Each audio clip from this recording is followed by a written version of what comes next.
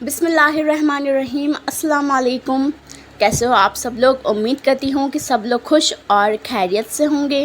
प्यारे अल्लाह सबकी हिफाजत फरमाए, सबकी जायज़ तमन्ना पूरी करे और सब्र को ख़त्म करके खुशियाँ अता करे, आमीन। हज़रत अली ने फरमाया, जब कोई उम्मीद ना हो तो और ज़्यादा अल्लाह से मांगो, क्योंकि मौज़े अल्लाह की शान है।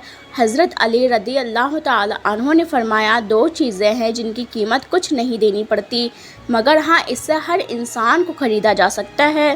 प्यारे दोस्तों, जो आपको छोड़ जाए उन्हें आप भी छोड़ दो, जो तोड़ दे उन्हें माफ़ कर दो, जो आपके अल्फाज ना समझ सके उनके सामने खामोशी अख्तियार कर लो, जो जहाँ हैं उन्हें वहीं रहने दो। बस ये समझ लो, सबको खुश रखना, सबको राज़ी करना आपके बस में नहीं है।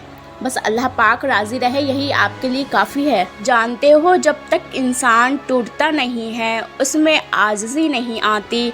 दिल में नूर तभी आता है जब वो टूटता है। जब इंसान ठुकराया जाता है तभी वो अपने रब की तरफ मुतवज्जो होता है। बहुत खुश नसीब होते हैं वो लोग जो टूट कर अपने रब से जुड़ जाते हैं। प्यारे दोस्तों, ये जो दुआ का हक़ प्यारे अल्लाह ने दिया है ना, ये एक बहुत बड़ा हथियार है। इस हथियार की काबिलियत पर कभी शक ना करें। ये हथियार तुम्हारी ज़िंदगी के हर जंग में तुम्हारा साथ देगी और तुम्हें कभी हारने नहीं देगी। जब कोई दुआ कबूल होने में वक्त लेती है, तुम्हें लगता है कि अब कहानी ख़त्म हो गई और वो इंसान दुआ मांगना ही छोड़ देता है, मगर शायद कहानी वहीं से शुरू होती है। अगर अल्लाह ने तुम्हारे दिल में किसी चीज़ की चाहत डाली है और तुम्हें दुआ मांगने की तौफीक भी दे रहा है, तो हो सकता है अल्लाह तुम्हारी चाहत पर राज़ी हो और वो तुम्हें सिर्फ़ आजमा रहा हो। याद रखना, हर इंसान की ज़िंदगी में ऐसे लम्हात आते हैं जब हालात समझ से परे हो जाता है, जब दिल बोझल हो जाता है और ऐसा महसूस होता है कि अब हमसे सब्र नहीं हो पा रहा है। लेकिन दोस्तों, ऐसे वक्त में अल्लाह की तरफ रुजू करना और उसके फ़ैसले पर सब्र करना हमारे लिए कितनी बड़ी कामयाबी का ज़रिया बन सकता है, ये भला हम कहाँ जानते हैं। देखो दोस्तों, ज़िंदगी के इस इम्तिहान में हम कितने मुश्किल की सामना करते हैं। कभी खुश होते हैं, कभी परेशान होते हैं, कभी आसानी भी होती है, कभी मुश्किलें भी आती हैं। प्यारे अल्लाह कुरान में फरमाते हैं कि क्या लोगों ने ये गुमान कर लिया है कि वो कह देंगे कि हम ईमान लाए और वो आजमाए नहीं जाएंगे।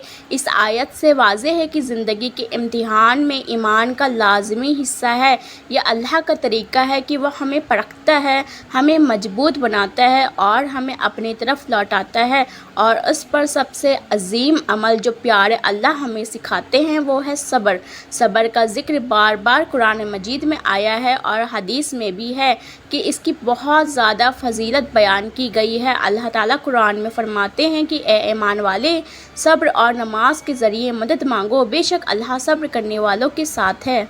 ये आयत हमें याद दिलाती है कि जब हालात मुश्किल हो जाएं तो सबसे पहले कदम नमाज और दुआ है और दूसरा कदम सब्र। अल्लाह पाक अपने बंदों से बहुत मोहब्बत करता है और जब वो हमें आज़माता है तो दरअसल हमारी कामयाबी की बुनियाद रख रहा होता है। रसूलुल्लाह सल्लल्लाहु अलैहि वसल्लम ने फरमाया, सबसे ज़्यादा आजमाइश अम्बिया पर आती हैं और फिर वो लोग जिनका ईमान ज़्यादा होता है। यह हदीस में हमें एक अहम बात सिखाती है कि आजमाइशें सिर्फ मुश्किलात नहीं बल्कि एक मौका है ईमान के एक इम्तिहान का। लेकिन हम ये समझने की कोशिश करते हैं कि आजमाइशों का असल मकसद क्या है, क्यों अल्लाह हमें ऐसे मुश्किलात में डालता है जिन्हें सहना हमारे लिए दुश्वार हो जाता है।